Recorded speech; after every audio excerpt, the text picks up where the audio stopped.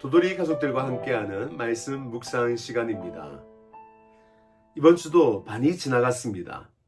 나머지 반 주간 하나님의 은혜로 풍성한 삶을 사시기를 주님의 이름으로 축원을 드립니다. 오늘 함께 나눌 말씀은 누가복음 3장 1절에서 14절 말씀입니다. 오늘 말씀을 묵상하다 보면 낯선 황제의 이름, 왕들의 이름으로 인하여 부담스럽게 느껴질 수 있을 것입니다. 그런데 바로 이들이 예수님의 탄생의 역사적 배경입니다. 그리고 오늘 본문의 주인공 요한, 동일하게 예수님의 배경입니다. 예수님께서 이 땅에 오실 때에 그 백성들이 예수님을 영접하기 위하여 어떻게 준비해야 될지 오늘 요한은 우리에게 말해주고 있습니다.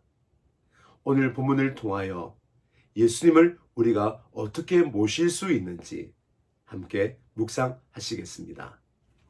오늘 본문 중에서 유독 빈들이라는 단어가 눈에 띄입니다. 하나님의 말씀이 바로 이 빈들에 임하였기 때문입니다.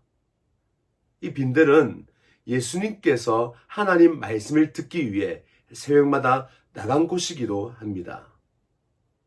장소적 의미에서 말하기보다는 오히려 하나님의 말씀을 듣고 있는 세례 요한의 마음의 상태를 말하고 있습니다. 하나님 없이 살 수 없기에 하나님의 말씀만을 붙들고 순종하는 겸손한 세례 요한. 그 마음 바로 빈들이었습니다.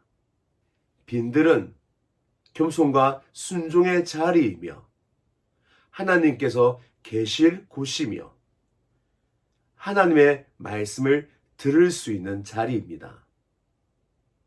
저와 여러분은 빈들을 가지고 계십니까? 저와 여러분의 빈들은 어디입니까? 분주함과 요란함 가운데 가득 찬 세상 속에서 우리가 찾아야 될 내 영혼의 빈들은 어디에 있습니까?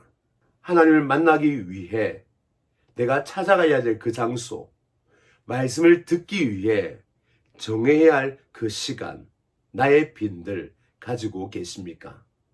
만일 저와 여러분이 아직까지 빈들을 가지고 있지 못한다면 하나님의 말씀을 듣는 또 예수님께서 찾으셨던 그 빈들을 우리가 함께 찾지 않으시겠습니까? 오늘 잠잠히 여러분의 삶을 묵상하시면서 하나님을 찾아가는 그 빈자리, 하나님의 말씀을 들을 수 있는 그 빈자리의 시간, 장소를 만들어 보시지 않겠습니까? 세례 요한은 예수님을 맞이하기 위하여 그 백성들이 회개의 세례를 받을 것을 촉구하고 있습니다.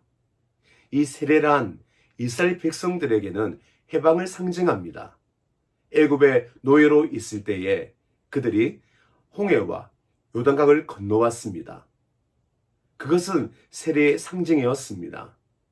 오늘 세례 요한은 물속에 들어가는 이 사건을 통하여 그들의 영혼의 해방과 새로운 피조물로서 거듭나는 그 일을 상징하고 있습니다.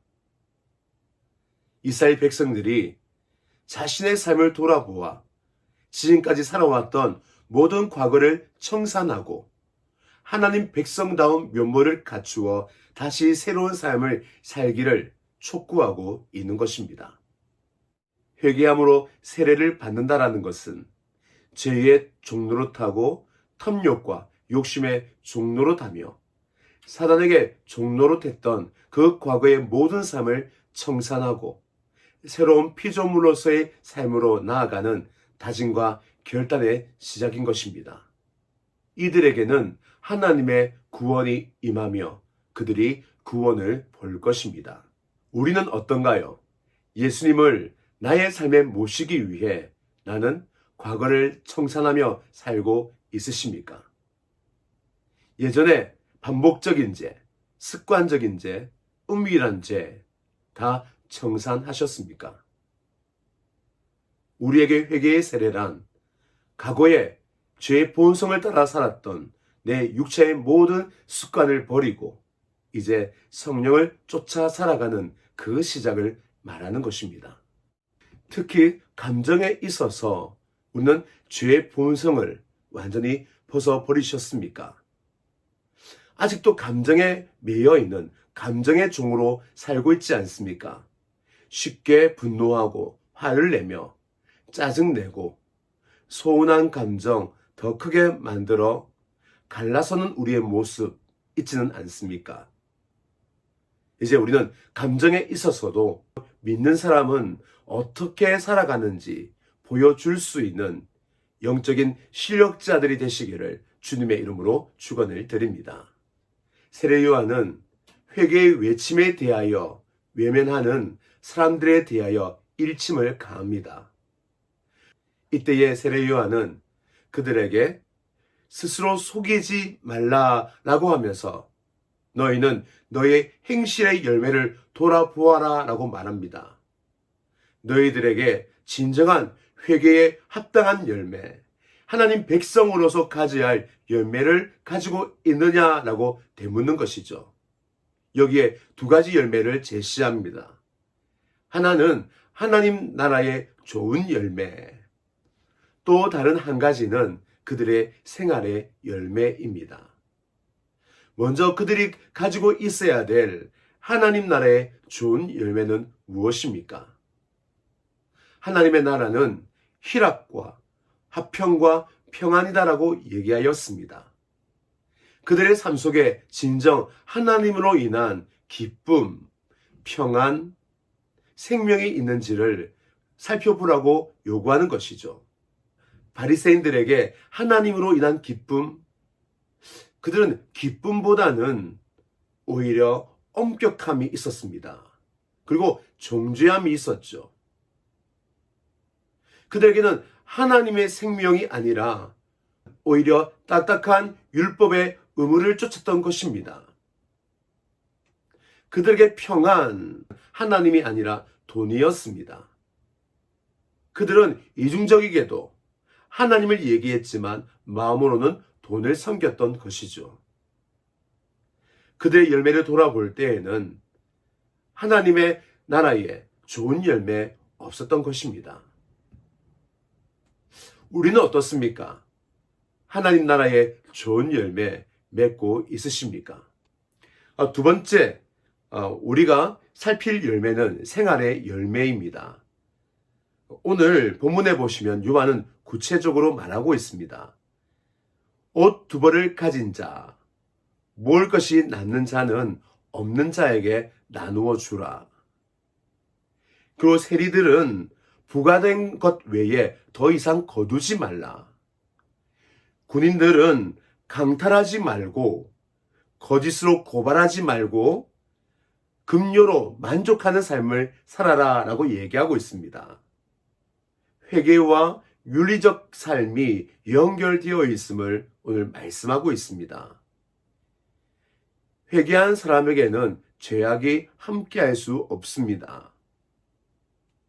깡패 그리스도인, 도둑놈 그리스도인은 있을 수 없는 것처럼 회개한 자에게는 죄가 어울리지 않습니다. 그리고 또한 회개는 항상 사랑과 긍휼의 옷을 입고 있습니다. 왜냐하면 우리가 하나님의 사랑을 입었기 때문입니다. 오늘 나의 직장 생활과 사회 생활을 통하여 세상을 섬기는 일을 하시지 않겠습니까?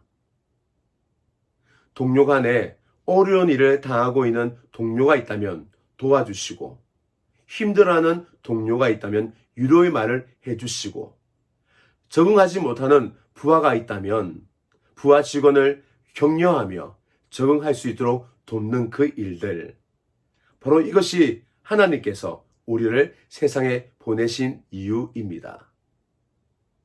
오늘 세례 요한은 예수님을 맞이하기 위한 하나님 백성이 취해야 할 자세, 태도에 대하여 말하고 있습니다.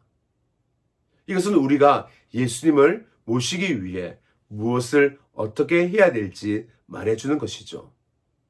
우리 또한 예수님을 마음에 모시기 위하여 회개에 합당한 삶 살아가시기를 주님의 이름으로 축원드립니다.